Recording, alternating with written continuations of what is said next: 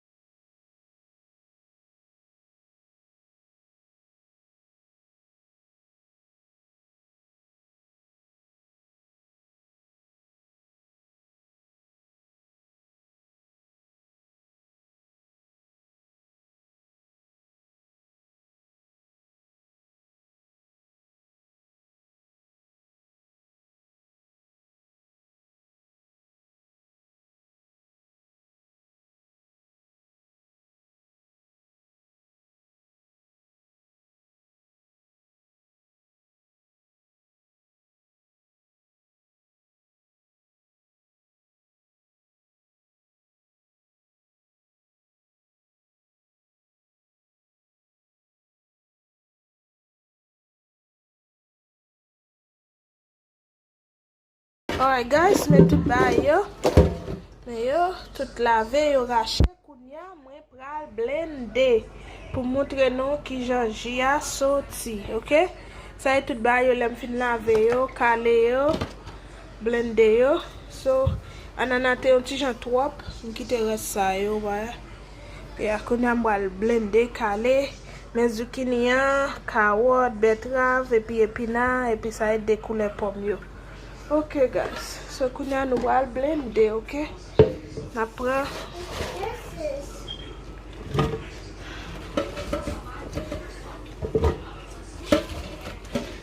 Mazel ka fon pile jus. M'bap même mettre de l'eau là-dedans parce que pomme nan avec carotte là avec ananas tout a fait et de l'eau yo pour quoi yo. Et comme ça m'a blendé. Restez là pour nous voir ça pour le passer. Stay tuned.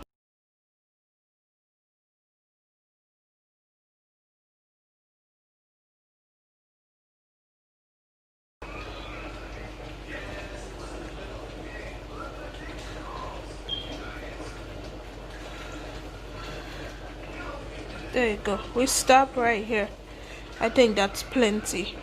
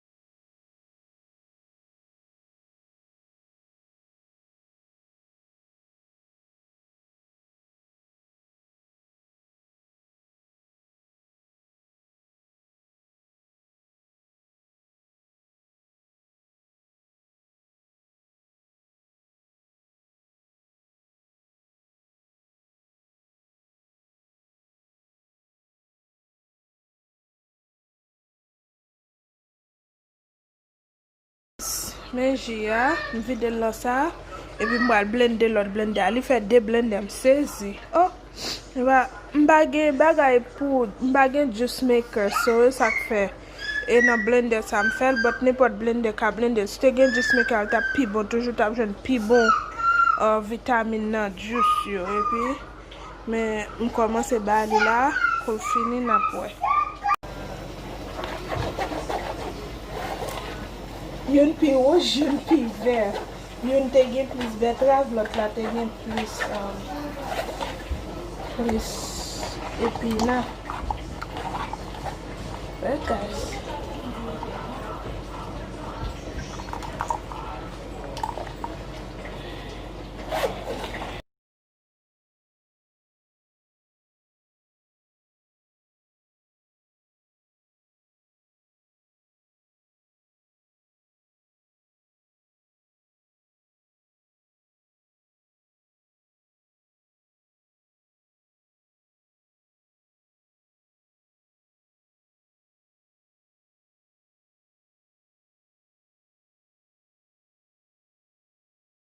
Mais final j'ai fini.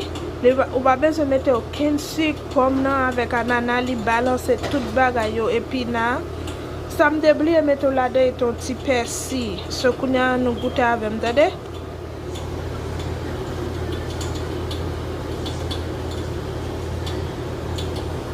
Yes, very good.